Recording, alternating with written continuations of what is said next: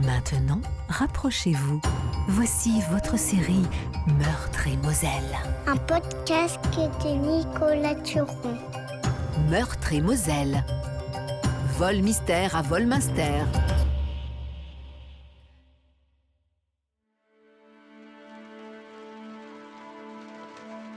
« 30 mars 1913, moulin de la famille Eckel, à Lutzwiller. Ce matin-là, Victor Eckel peine à se réchauffer. La paille dans ses sabots est très humide et la pluie fine et dense qui tombe sans discontinuer depuis une dizaine de jours ne semble pas vouloir s'arrêter. C'est pourtant de bon augure. Avec ce qui pisse du ciel et la fonte des dernières neiges, le niveau de la Schwalbe devrait forcément remonter un peu. Derrière lui, dans l'alcôve, il entend les respirations de sa mère et de sa sœur qui dorment encore à l'abri de la lourde tenture de laine qui les protège des courants d'air.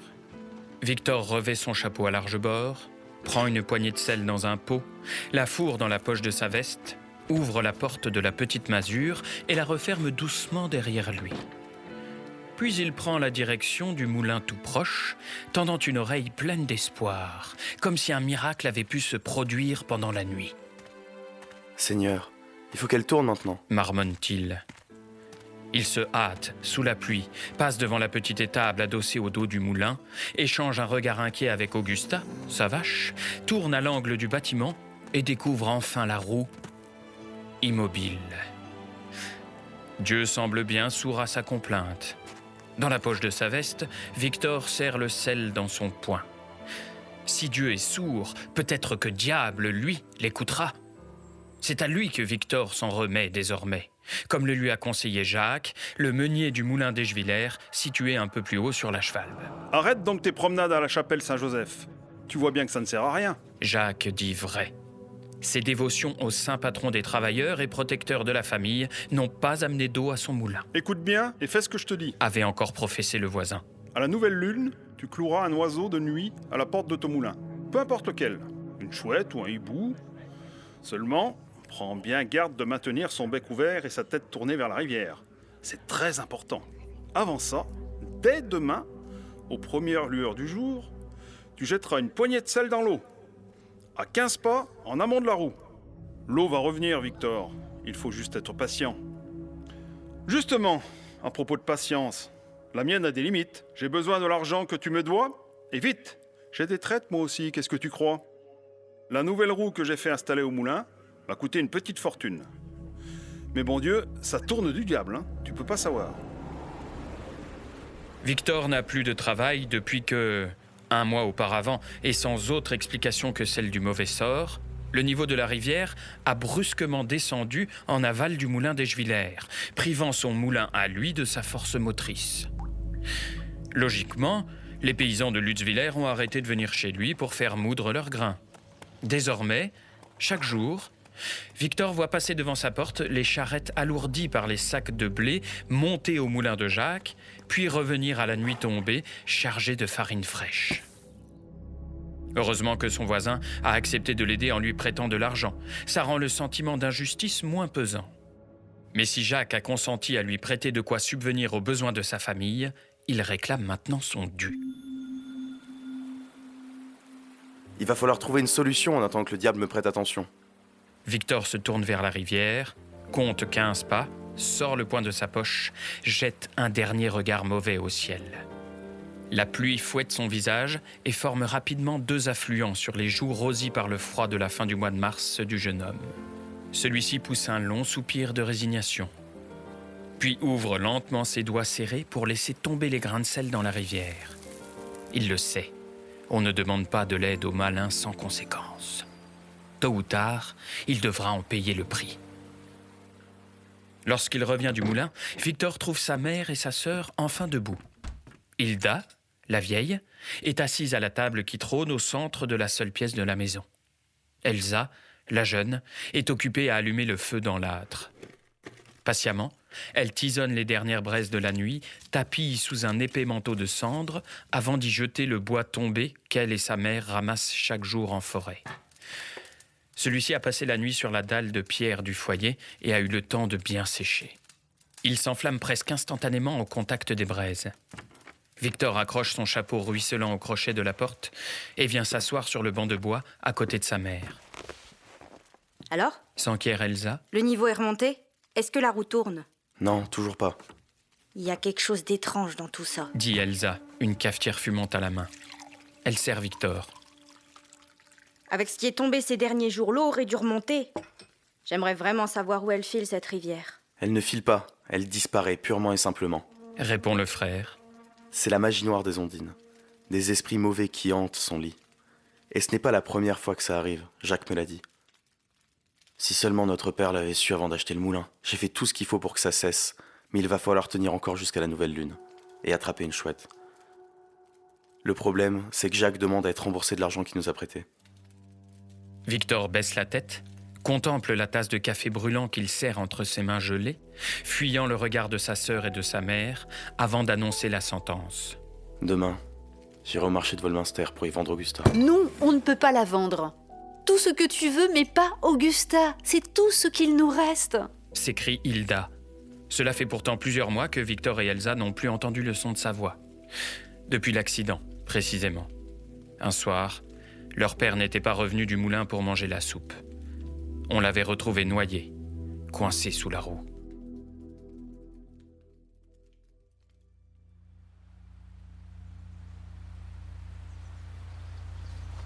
Victor tient la bride et marche en tête, suivi d'Augusta, la vache, et de son pas lent et chaloupé.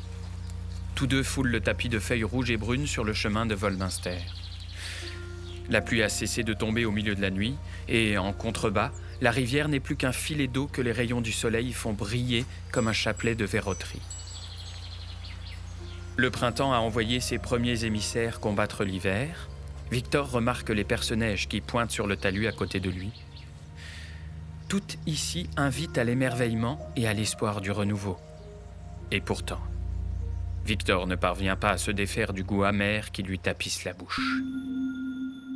Hier, à la veillée, la discussion avec les deux femmes de la maison a été particulièrement houleuse. Il a dû faire admettre à sa mère qu'il était nécessaire de se séparer de leurs vaches s'il voulait conserver le moulin dans lequel toutes les économies de la famille avaient été englouties. Hilda, elle, proposait plutôt de vendre la propriété et de retourner à Henstall, le berceau familial, de quitter pour toujours cette terre maudite qui leur avait déjà pris un mari et un père. La vieille n'avait qu'un seul souhait, celui de quitter une contrée qui ne cachait pas son animosité envers leur famille, considérée comme un repère d'envahisseurs allemands. L'annexion avait mêlé les populations, certes, mais pas apaisé les rancunes. Les relations avec les habitants d'ici n'étaient pas simples, mais il y avait Jacques, s'était exclamé Victor. Lui, il les aidait. Il avait même proposé d'unir son fils Maurice à Elsa. Vendre le moulin ? Mais franchement, qui voudrait d'une affaire pareille, un moulin sans eau ? Non, il fallait vendre Augusta, rembourser Jacques, qui avait été bien aimable, et attendre que l'eau revienne. Tout allait rentrer dans l'ordre, Victor en était sûr.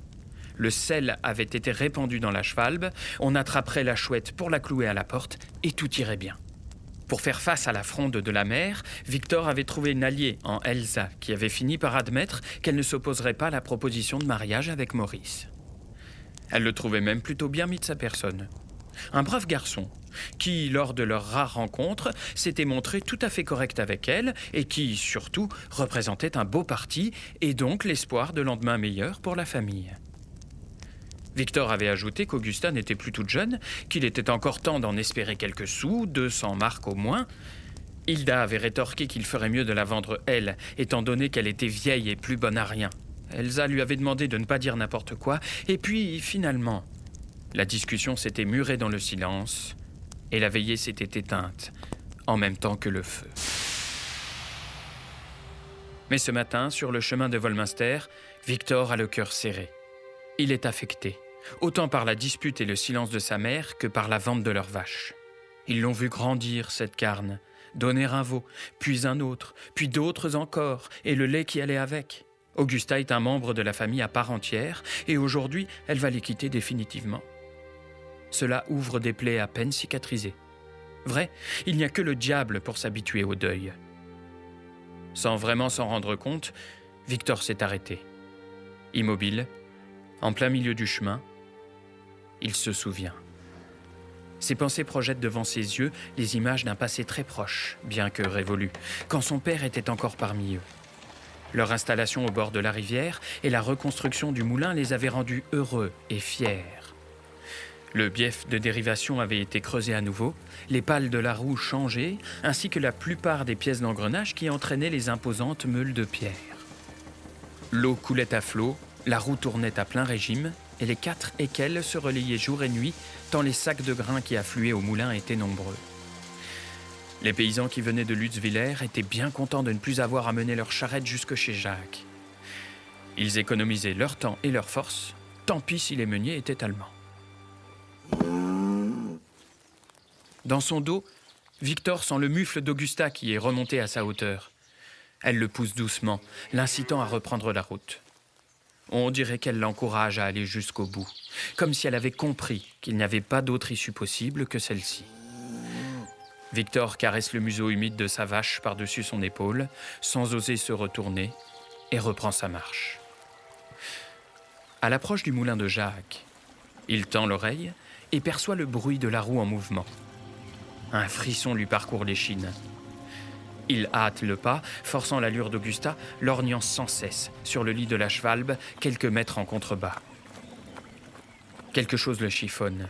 La faiblesse du débit tranche nettement avec le bruit de plus en plus perceptible de la roue et de l'arbre de transmission, ébranlés par la force du courant. L'excitation le gagne, et c'est presque en courant que Victor parcourt les derniers mètres qui le séparent du moulin d'Eschwiller. La vieille vache suit comme elle peut, trottinant péniblement derrière lui. Ça y est, là, le lit de la rivière disparaît sous un long tunnel carrossable et ne réapparaît qu'à l'entrée de l'imposant bâtiment. Victor le franchit rapidement et, à l'autre extrémité, découvre avec émotion l'eau vive et abondante qui dégringole dans un canal resserré, puis qui vient lécher par en dessous les pales incurvées de l'immense roue poncelet avant de disparaître dans la gueule noire du tunnel. Elle tourne du diable. Jacques a dit vrai. Les mauvaises fées doivent se cacher dans l'ombre fraîche du tunnel, puisque c'est là que l'eau disparaît. Marmonne Victor en se grattant le menton. Il faudra que je demande à Jacques s'il veut bien jeter du sel par en dessous, pour moi. Quand les ondines seront calmées et auront rendu son débit à la rivière, je verrai si je peux installer une roue comme celle-là. Je pourrais moudre moitié plus de grains. Peut-être même plus encore.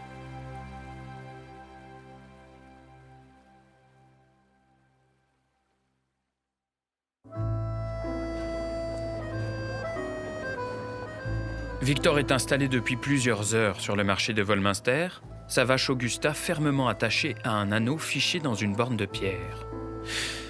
L'agitation est palpable et les cris des chalands fusent de toutes parts. La foule compacte est celle des grands jours. Les tractations vont bon train, on marchande, on plaisante, on prend de grands airs et puis on se serre la poigne une fois l'affaire conclue. Les bêtes changent de main, les paniers d'œufs se vident pour en emplir d'autres, des dizaines de volailles s'égosillent dans leur cage en osier.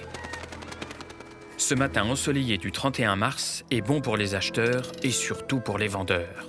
Enfin, pour tous, sauf pour Victor. Les passants ne semblent même pas le remarquer. Il a beau chercher à accrocher les regards en souriant, en soulevant poliment son chapeau à large bord, les visages se détournent et l'ignorent. C'est comme s'il n'existe pas. Il se sent moins considéré qu'un animal, fantôme dans l'effervescence du marché. Un fantôme avec une vache. Un peu avant 10 heures, le commis du boucher s'est planté devant lui et, sans même le saluer, lui a annoncé un prix tellement dérisoire que Victor n'a pu l'accepter. Depuis, plus rien.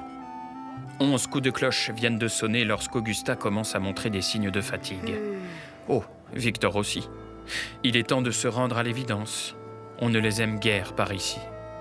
Il va falloir songer à rentrer pour annoncer la nouvelle à Elsa, à mettre en vente le moulin, à espérer en tirer un prix convenable, à rembourser Jacques et finalement à partir. Victor fait son lit du désespoir. Le fil de la confiance s'est tari. Alors, jeune homme, elle n'est toujours pas vendue, cette vache? Elle m'a pourtant l'air en pleine forme. Le père Sprunk, tout juste sorti de l'office du lundi, fait son traditionnel tour de marché. Victor, qui ruminait ses déceptions en contemplant ses sabots, ne l'a pas vu arriver et se hâte de se découvrir. Non, mon père, personne n'a l'air d'en vouloir. Elle n'est plus très jeune, c'est vrai, mais tout de même, je suis sûr qu'elle pourrait encore porter un veau. On a proposé 50 marks. Vous vous rendez compte, monsieur le curé, 50 marks? Pas même le quart de sa valeur.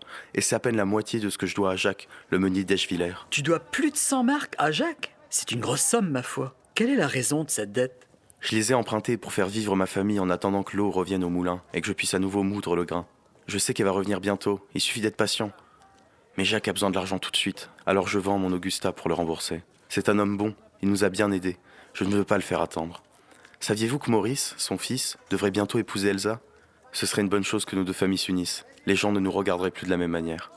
L'homme d'église dévisage le jeune garçon, dont les traits tirés dessinent un masque de préoccupation qui lui donne l'air d'avoir vieilli prématurément. Oui, sans doute. Les gens d'ici ne sont pas mauvais, Victor. Ils sont simplement appelants à accepter les nouveaux venus. Je serais très heureux de marier Maurice à ta sœur. C'est un bon garçon. Quant à l'eau de la rivière, c'est un mystère que je m'explique pas. Oh, Jacques m'a dit que ce n'était pas la première fois que ça arrivait. Victor se mord la lèvre et ravale juste à temps ces histoires d'ondines et de leurs maléfices. C'est que le curé pourrait s'offusquer devant ces diableries et réprouver les solutions peu orthodoxes proposées par Jacques.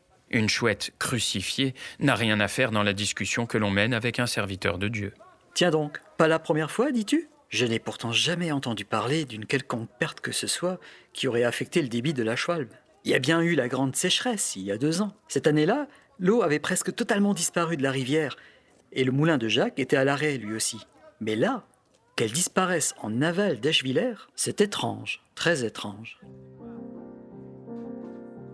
Bien, en attendant de résoudre ce mystère, Victor, j'aimerais t'acheter ta vache. Je m'arrangerai pour qu'elle ait un veau et elle m'apportera le lait dont j'ai besoin à la cure. Elle terminera sa vie tranquillement dans le pré derrière l'église. Je t'en offre 150 marks. C'est tout ce qu'il me reste d'un héritage dont je n'aurais pas l'utilité autrement.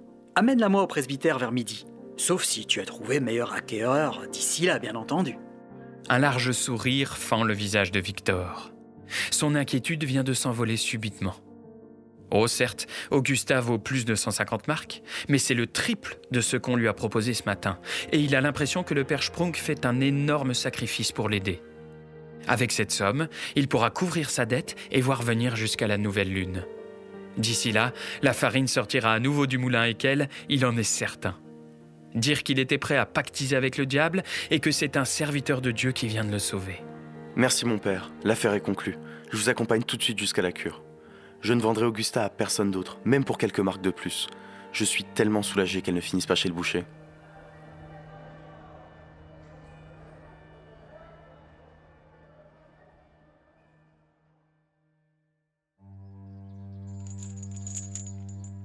Lorsqu'il défait la bride d'Augusta et ferme la barrière du pré derrière lui, la gorge de Victor se noue. Au moment de se saisir des billets que lui tend le père Sprunk, il peine à cacher son émotion. Voilà 3 beaux billets verts et ocre de 50 marks qu'il fait rapidement disparaître dans la poche de sa veste en lin, en tremblant un peu, comme s'il voulait dissimuler au plus vite le butin d'un forfait. 150 marks, c'est donc le prix de la malédiction. Ne sois pas inquiet, ton Augusta sera bien ici. Le rassure le prêtre. Je ne suis pas inquiet, seulement un peu triste. Se séparer de notre vache n'a pas été une décision facile à prendre. Cela va sans doute vous paraître un peu idiot, mais Augusta fait partie de la famille. Mon père l'a achetée lorsque j'avais 14 ans, tout juste, et j'en ai 27 aujourd'hui. J'ai passé presque autant de temps de ma vie avec elle que sans. Elle était avec nous lors de notre départ d'Enstall et a fait bravement la route alors qu'elle était pleine. Sans elle et le lait que nous avons pu vendre dans les premiers mois au moulin, avant qu'il ne soit à nouveau en mesure de fonctionner, nous aurions eu bien du mal à nous en sortir. Alors voyez-vous, la laisser aujourd'hui, même auprès d'une âme charitable telle que la vôtre, ça me fiche un coup. Je comprends cela, Victor, mais tu peux rejoindre les tiens l'esprit tranquille. Comme tu l'as dit, elle est entre de bonnes mains. Je prendrai soin d'elle.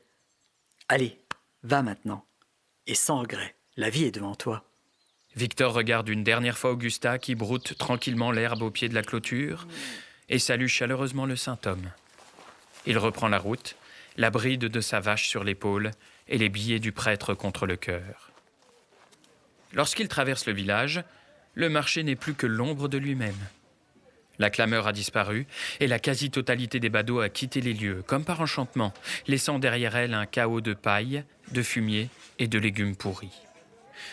Le tourbillon de cris, d'odeurs et de couleurs a laissé place au calme habituel de la rue principale de Wolminster.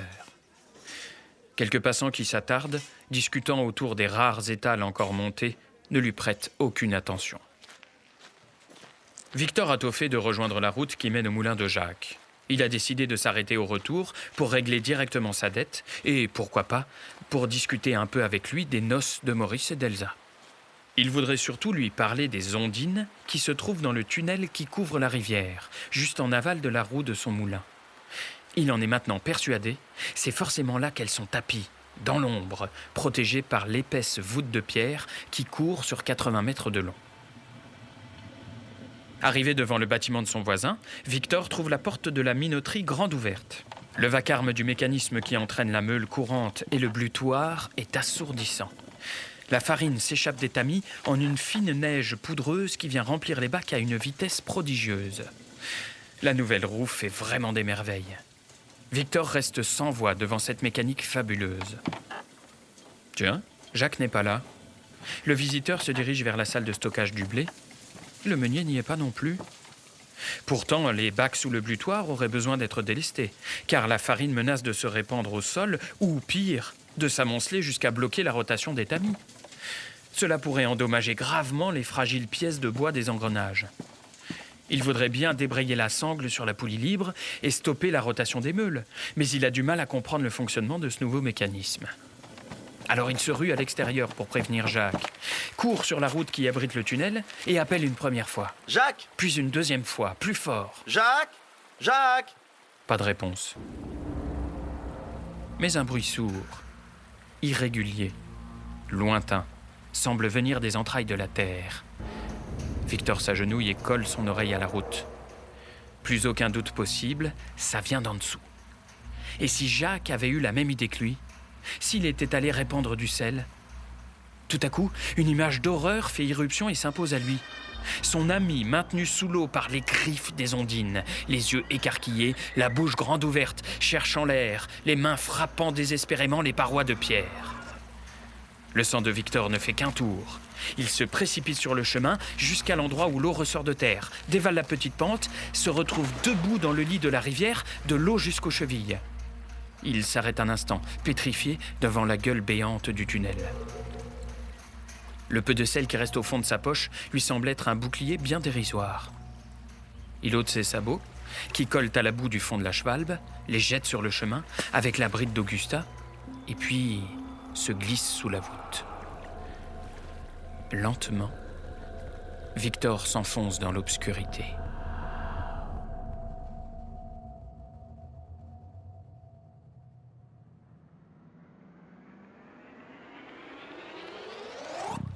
Victor fait quelques pas mal assurés sur le sol glissant. Un filet d'eau gelée serpente entre ses orteils et le gèle.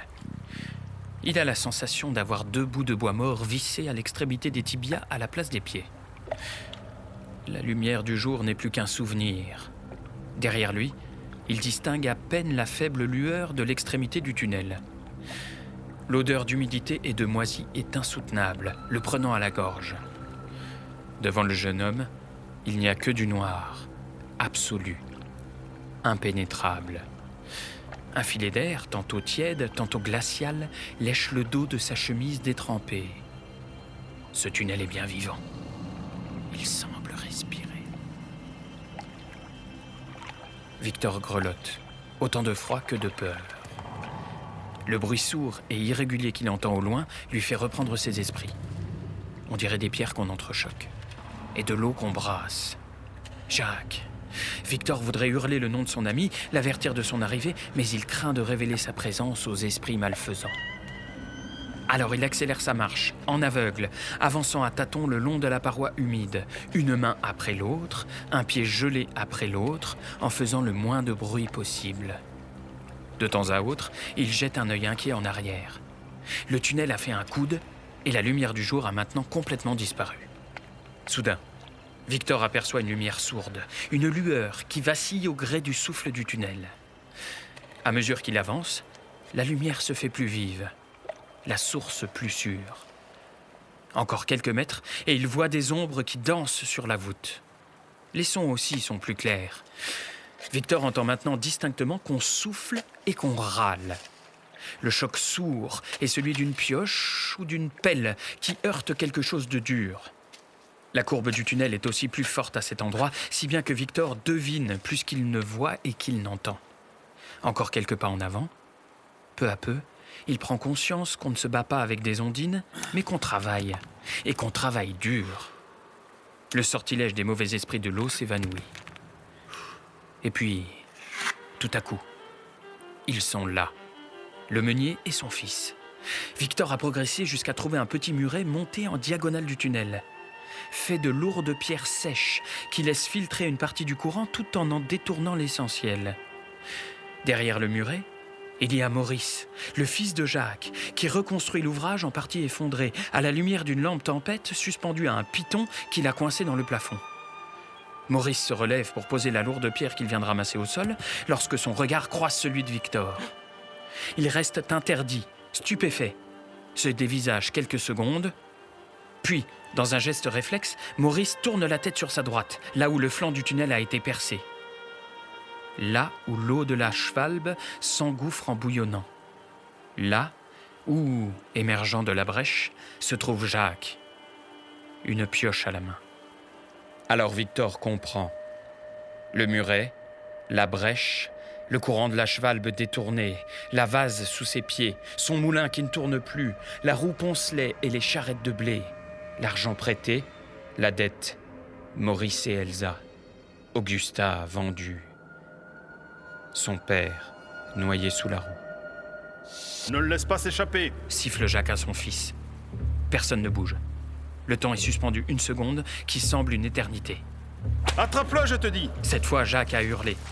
Pour Victor, c'est un électrochoc. Il se retourne et fonce droit devant lui vers la sortie. Dans son dos, il entend Maurice qui bondit au-dessus du muret et se lance à sa poursuite. Victor ne voit rien. La lumière du jour est encore masquée par la courbe du tunnel, mais il a l'avantage du terrain. Il a déjà fait le voyage aller et sait comment progresser dans le noir. Il laisse sa main courir sur le mur pour se maintenir au centre du boyau. Les pas de Maurice semblent plus hésitants, moins rapides. Alors Victor redouble d'efforts. Il aperçoit enfin le bout du tunnel. Son cœur va exploser. Lorsqu'il s'expulse enfin de la bouche du tunnel, il est cueilli par la lumière aveuglante du soleil. Il pensait ne jamais revoir le jour. Vite, courir jusqu'à la maison, prévenir sa mère et sa sœur, les protéger. Mais, encore ébloui, Victor ne voit pas l'obstacle et trébuche sur une racine traîtresse, mise à nu par la baisse du niveau d'eau. Misérable, il s'étale de tout son long. En une seconde, son assaillant est sur lui. Maurice lui écrase le dos. Sans hésiter, le solide gaillard appuie son genou entre les deux omoplates de sa victime et écrase sa tête dans le lit de la Schwalbe. Victor sent l'eau et la vase lui emplir la gorge. Il suffoque. Dans un réflexe de survie, il parvient à se dégager d'un formidable coup de rein et se retourne. Encore un effort et il se dégage, fait basculer son adversaire. La tête de Maurice heurte le tronc de l'arbre à la racine traître avec un bruit méchant. À quatre pattes dans le ruisseau, Victor tousse et vomit une eau brunâtre par la bouche et les narines. Chancelant, il réussit à se hisser sur la berge. Maurice est toujours dans le lit de la rivière, sonné, mais son père vient de sortir du tunnel à son tour et entreprend de grimper sur le chemin. Victor croise son regard fou et comprend où s'est logé le diable dans cette affaire. On ne demande pas de l'aide aux malins sans en payer le prix. Victor court en direction de son moulin. Plus que quelques centaines de mètres à tenir. Ses pieds gelés et la peur qui le tenaille rendent sa course désordonnée. Ses jambes ont du mal à lui obéir. Jacques est moins jeune et moins alerte, mais il est chaussé de hautes bottes de cuir épais. Il se rue en avant, course tendue vers sa proie. En quelques enjambées, il a rejoint Victor et plonge sur lui. Le choc est brutal. Victor en a le souffle coupé. Il est sur le ventre, écrasé sous la masse du meunier des Juillers, la joue sur l'épais tapis de feuilles rouges et brunes. Il sent une guinde lui serrer la gorge. La bride de cuir d'Augusta. Jacques a dû la ramasser sur le chemin. Il sait que c'est fini. Sa dernière pensée dérisoire va aux 3 billets dans la poche intérieure de sa veste. Il aimerait crier à Jacques qu'il a son argent, qu'il va le rembourser, qu'on pourrait discuter de tout ça, remettre les choses dans l'ordre. Mais il est déjà trop tard pour parler.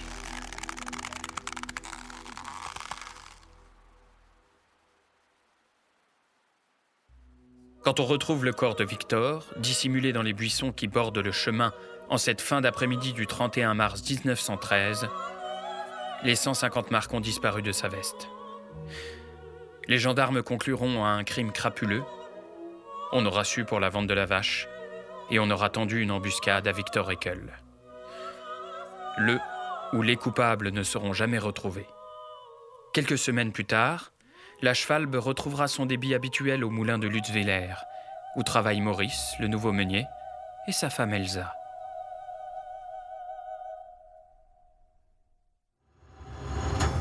C'était Meurtre et Moselle, une nouvelle policière de fiction écrite par Clément Paré, réalisée et produite par l'équipe technique de France Bleu Lorraine. Pour découvrir une nouvelle histoire, rendez-vous sur francebleu.fr Lorraine Nord.